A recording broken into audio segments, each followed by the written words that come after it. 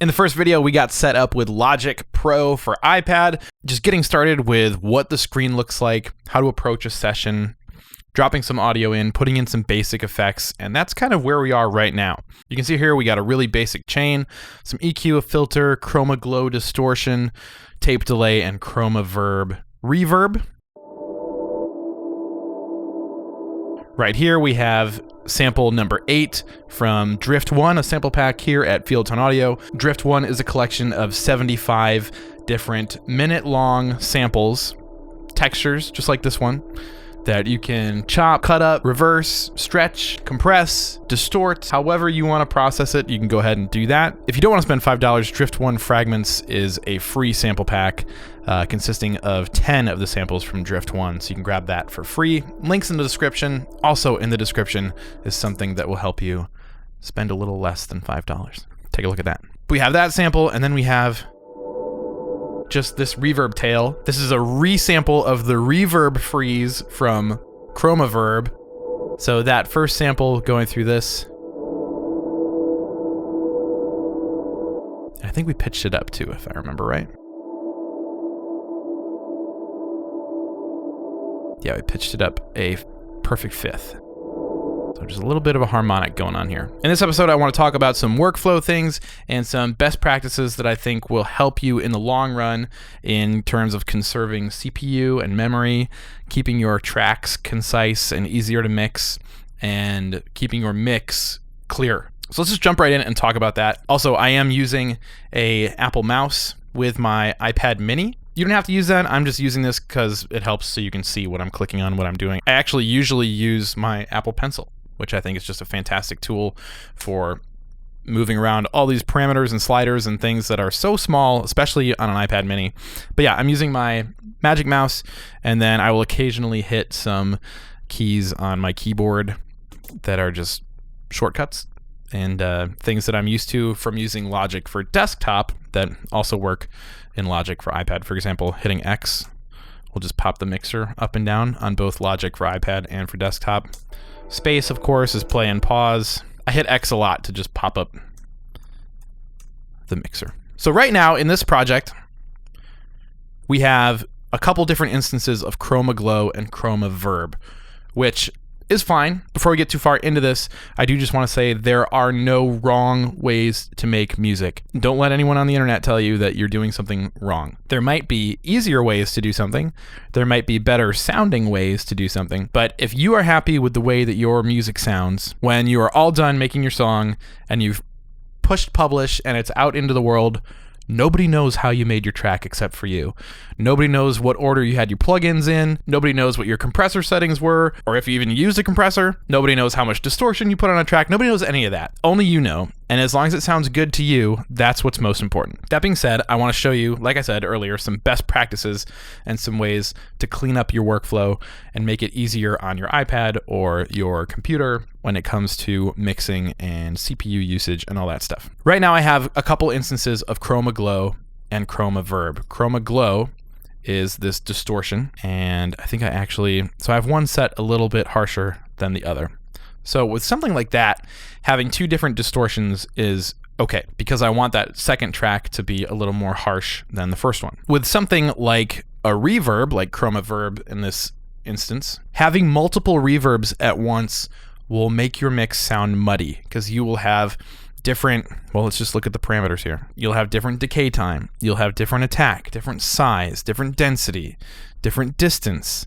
All of these settings could be different, and you're just stacking those reverbs on top of each other, and they all end up competing with each other, which again, if that's the sound that you like and you're crafting your song to fit into a sound like that, that's perfectly okay.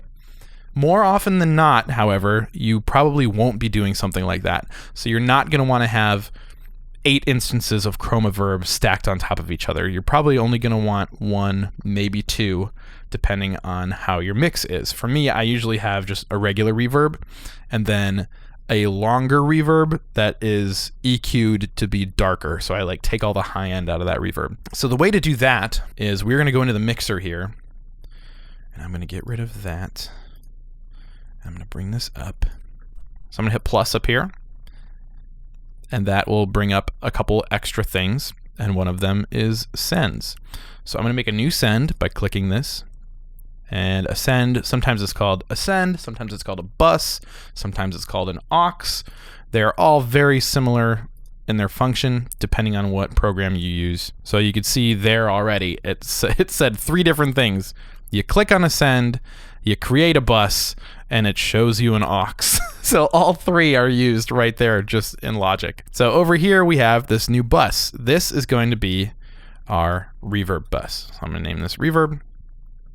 And I am going to, this should work, hold Option and click on Chroma and drag it over here. And that will just make this reverb using the same settings that I had over there. If you don't have a keyboard, you would just hit copy. You do a long tap, copy and paste into that bus. Now when you send a track, you want the send to be 100% wet. So we are going to go down here and take all of the dry out and put it at 100% wet because we want this send to only be the effect.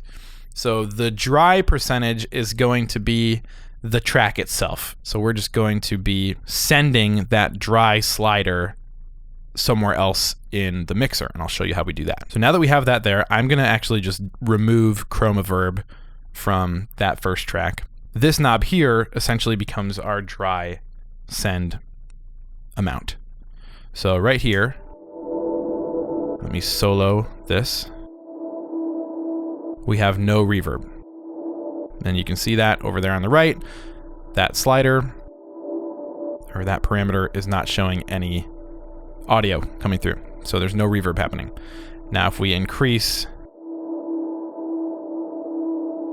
this dial here, that controls the amount of reverb. Or really, it just controls the amount that the audio is being sent to the reverb. In essence, becoming that dry slider from within Reverb. It's just over here now. And there's a couple different ways you can do that. You can have it be post-pan if you wanted the reverb to happen after your panning. So you could have, let's say we put this in the left ear, then the reverb would have it be coming after you did that. Whereas if you did it, the reverb before the pan, then the reverb would only be in the left ear. But you could have your dry signal only in the left ear and have the reverb filling up the whole stereo space. You can do post-fader, which means that the reverb responds to the fader.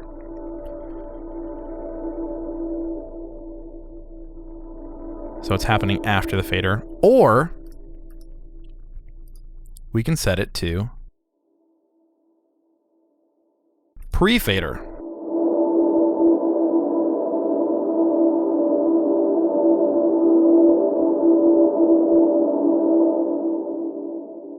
So now that reverb is happening no matter what. And this controls the wet mix, essentially. And then the fader here will control the dry mix. So we can turn that all the way up, turn this all the way down. There's no reverb. We can turn this all the way up and have the reverb, but then have this control the dry signal. So however you want to set it for your effect, that's how it's going to work out. I typically do post-fader, but I have been doing pre-fader a lot lately. It all just depends on how you want everything to interact with each other and how you want to be able to control that from your mixer. So again, the reason that we would do this is because now I can get rid of Reverb from that other track and have this send to the same reverb. So now rather than having 2 different reverbs, one on each channel, we're sending both channels to one reverb. So we're not having reverbs fighting with each other for space and having different decay times, different attack times, different delays, different settings.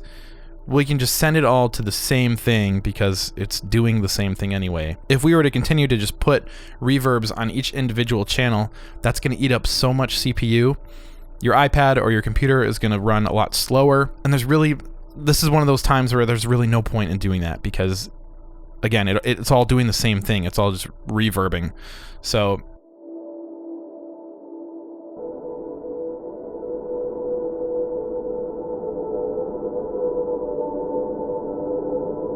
we'll just have it be reverb and send both of those tracks to the one reverb.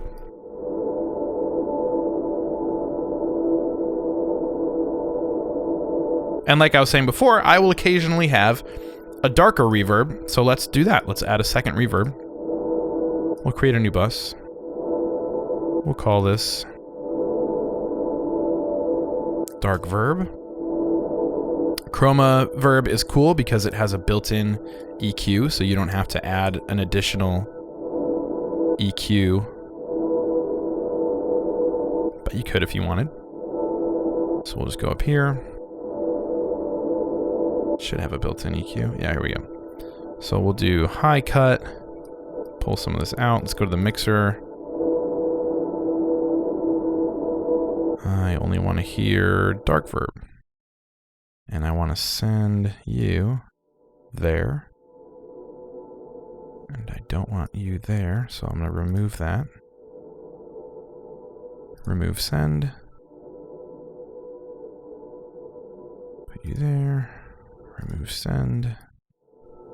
There we go. So now if we go into the settings for this chroma verb, we can go down to the high cut, and you can hear we still get the reverb effect, but we don't have as much of the high end. We can put that back in. We can take that out. We can change the slope, this shape, if it's like a hard cut or if it's like more gradual. The higher the number, the more aggressive the cut. So I actually like a more aggressive cut. I usually do something closer to like a 48 or a 96, but that's not an option here. So we can do that. And that'll be a darker verb, and then we can set it longer. I do like a longer reverb if I'm having a dark reverb. And then my brighter reverb will be a shorter decay time to keep those high frequencies from lasting too long.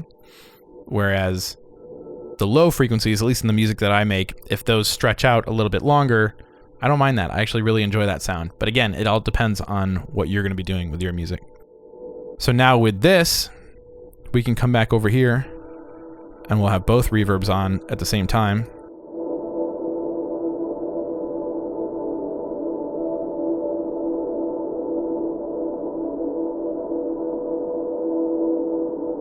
Just reset my values there by clicking on that.